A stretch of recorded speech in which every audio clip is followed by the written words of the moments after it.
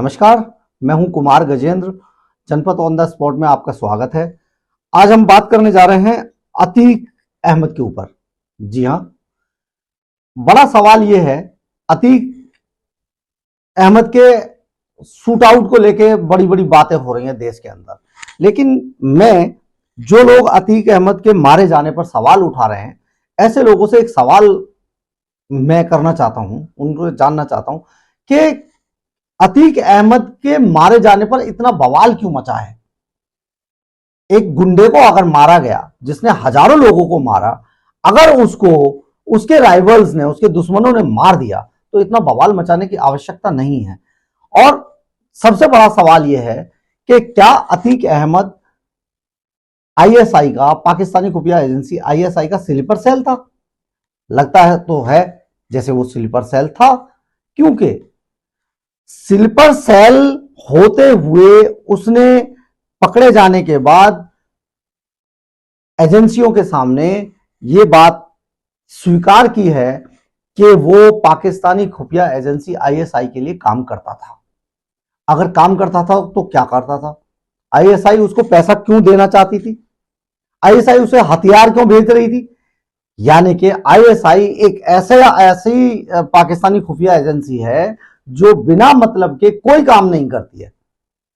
उसको देश में अतीक अहमद जैसे लोग ही चाहिए जो देश के अंदर रहते हुए देश के खिलाफ काम कर सकें। एजेंसियों के पूछताछ में एक बात और सामने आई है कि वो खुफिया एजेंसी आईएसआई से आरडीएक्स मंगाना चाहता था।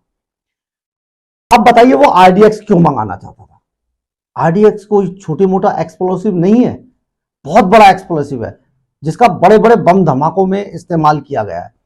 यहीं से अगर हम इन तारों को जोड़े कि इंडियन मुजाहिदीन जब देश के अंदर सामने आया, विभिन्न राज्यों में बम धमाके करने के बाद जब इंडियन मुजाहिदीन सामने आया, तो उसमें से ज्यादातर लड़के आजमगढ़, बनारस, सुल्तानपुर, इन जगहों के थे। मतलब ये पूर्वांचल बेल्ट के ही लड़के थे जो इंडियन मुजाहिदीन को चला रहे थे, और उसी बेल्ट का अतीक अहमद है। अतीक अहमद पर जिस तरीके से राजनीति करने वाले लोग हल्ला मचा रहे हैं, ये बेहद शर्मनाक तो है ही, लेकिन उनसे भी ये बात पूछी जानी चाहिए कि वो एक ऐसे आदमी को क्यों लेकर हल्ला मचा रहे हैं, ऐसे आदमी की मौत को लेकर क्यों हल्ला मचा रहे हैं जो आदमी पाकिस्तानी खुफिया एजेंसी आईएसआई के लिए काम करता था। एक बात पूछताछ में और सामने आई है कि वो पूरा एक मोहल्ला बसाना चाहता था प्रयागराज के अंदर, जहां पर अतीक अहमद रहता है। एक पूरी कॉलोनी, एक पूरा मोहल्ला बना रहा था।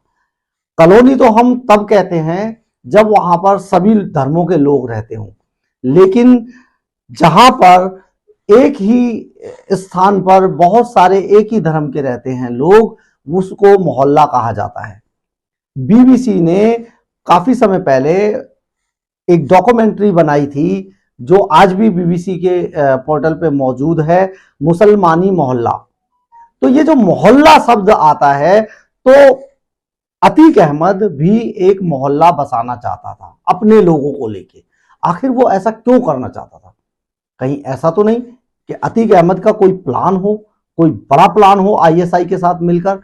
क्या कहीं ऐसा तो नहीं कि जो पाकिस्तानी खुफिया एजेंसी आईएसआई के जो लोग इंडिया में आते थे उनको पनाह देता था अतीक अहमद, और बदले में उसे हथियार और आरडीएक्स जैसी एक्सप्लोसिव मिलते थे?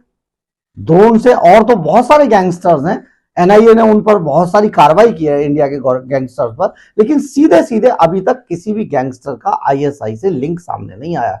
लेकिन अतीक अहमद का पहली बार इन हिंदुस्तान के इतिहास में पहली बार किसी इतने बड़े गैंगस्टर ने यह कबूला है कि उसके आईएसआई से संबंध थे। तो फिर उसके मारे जाने पर इतना हल्ला क्यों मचा रहे हैं? कौन लोग हैं जो हल्ला मचा रहे हैं? शर्मनाक, बेहद शर्मनाक है कांग्रेस के लिए कि कांग्रेस जैसी पार्टी जो अपने आप को बड़ा आजादी की लड़ाई वाली पार्टी बताती है, और है भी, इसमें कोई शक नहीं है, लेकिन उसके लोग आज उसके लिए बोल रहे हैं। सपा सपा जो हल्ला मचा रहे हैं, एक बदमाश के, एक गुंडे के मारे जाने को पॉलिटिकल रंग दिया जा रहा है, जाति धर्म की तरफ मोड़ा जा रहा है। ऐसा क्यों है? आप देखिए कि उसकी करनी देखिए, उसकी करतूत देखिए। वो अतीक अहमद जिसके बारे में कहा जाता है कि बहुत समय पहले उसने, जब वो छोटा था और अपनी दबंगई को बढ़ा रहा था, तो उसने, एक व्यक्ति ने उसका कहना जब नहीं माना, उसके साथ उसने दुश्मनी ठानी, तो उसने उसकी खाल उतरवा के उसकी लाश को चौक पे रखवा दिया था। कैसा टेरर फैलाना चाहता था अतीक अहमद, और आप उसे माननीय बनाने पर तुले हैं।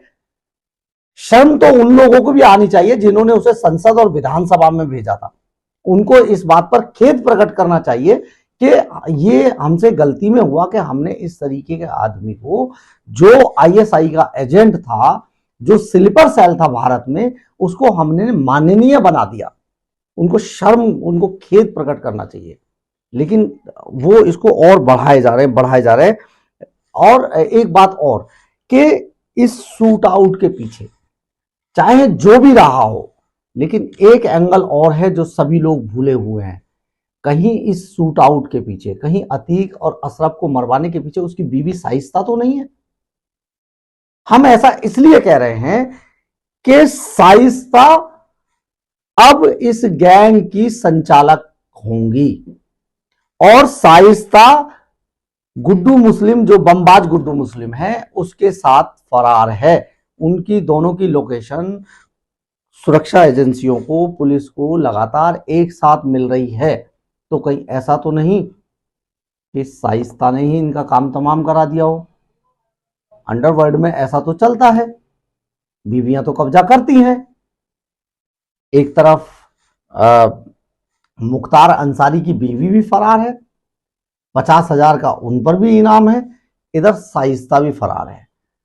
तो कहीं ऐसा तो नहीं कि ये सारा गैंग पर कब्जे करने को लेके लड़ाई हो सकता है शाइस्ता ने उसको निपटा दिया हो। कौन ऐसा शख्स था उस भीड़ के अंदर, अगर आप वीडियो को गौर से देखें, जिसको अतीक अहमद ने इशारे से अपने पास आने के लिए कहा? कौन था वो जिसको इशारे से अतीक अहमद ने अपने पास बुलाया और शूट आउट हो गया? बहुत ही शर्मनाक ये है कि लगातार लोग उसको धार्मिक रंग देने की कोशिश कर रहे हैं, उसको कई स्थानों पे शहीद बताने की कोशिश की गई है। एक गुंडे को अगर इस तरीके से शहीद बताया जाएगा तो ये बेहद देश के लिए बहुत शर्मनाक होगा। देश के लोगों को, ऐसे लोगों के लिए जिसने सैकड़ों लोगों की जमीनें छीनी, जिसने हजारों लोगों को मरवा दिया गैंगवारों में, अलग अलग गैंग बनाकर, और उन लोगों के लिए आज देश में फिर से सहानुभूति की लहर पैदा की जा रही है।